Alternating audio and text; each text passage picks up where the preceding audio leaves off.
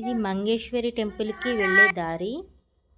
ఇక్కడ నుంచి మనకి స్టార్టింగ్ నుంచి ఇదంతా 1 km వస్తుంది మంగేశ్వరి టెంపుల్కి వెళ్ళడానికి. ఆ 1 km కూడా మొత్తం షాప్సే ఉంటాయండి. చూడండి, మనకి ఇక్కడ 50 రూపీస్ నుంచి స్టార్ట్ అవుద్ది. ఏదైనా చిన్న ఐటమ్ అయినా ఏదైనా. కొన్ని చోట్ల ఫిక్స్డ్ ప్రైస్ ఉంటుంది, కొన్ని చోట్ల బార్గెనింగ్ చేసుకోవచ్చు మనం. వాళ్ళు టూ మచ్ కాస్ట్ చెప్తారు కానీ మనము బార్గెనింగ్ చేసుకుంటే కనుక తగ్గిస్తారు.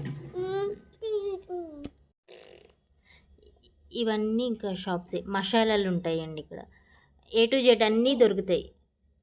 ధనియాల పొడి, గరం మసాలా, ఇంకా అన్నీ దాల్చిన చెక్క, లవంగాలు ఇవన్నీ కూడా దొరుకుతాయి. ఇది మన బొమ్మలు చూడండి.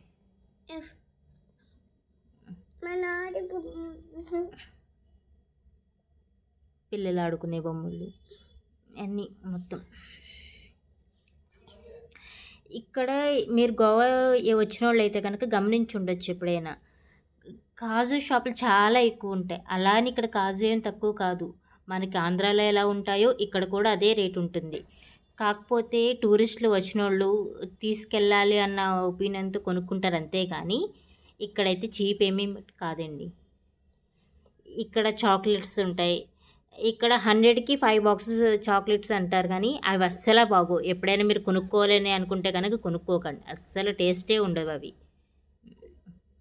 ఇంకా వేరే చాక్లెట్స్ అంటారా, బాగుంటాయి. మనం ఏదైనా సరే చూసుకొని తీసుకోవాలి. అదొకటే కాదు, ఏ ఐటమ్ అయినా సరే ఇక్కడనే కాదు, ఎక్కడికి వెళ్ళినా సరే మోసం అనేది ఉంటుంది. మనం ఏదైతే కొన్నా సరే అటు ఇటు చూసుకొని తీసుకోవాలి.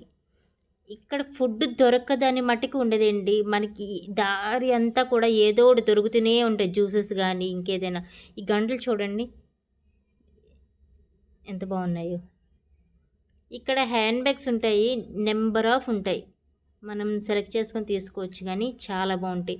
పిల్లల డ్రెస్సెస్ ఏంటి ఏదైనా. గుమ్మాని పెట్టుకుని ఎలా ఎలాడదీశారు.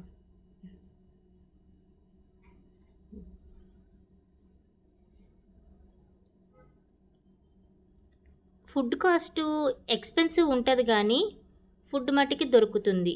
మనకి దొరకదు అనే ఆప్షన్ మట్టుకి తీసేయచ్చు మన మైండ్లోంచి. దొరుకుతుంది. ఇది కొన్ని లోపల టెంపుల్. ఇది బ్యాక్ సైడ్ మొత్తం ఇలా లోపలికి ఇలా ఎంట్రీ. లోపల నేను వీడియో తీస్తుంటే ఆయన ఒప్పుకోలేదు, తీయలేదు. సో ఇది మొత్తం బ్యాక్గ్రౌండ్.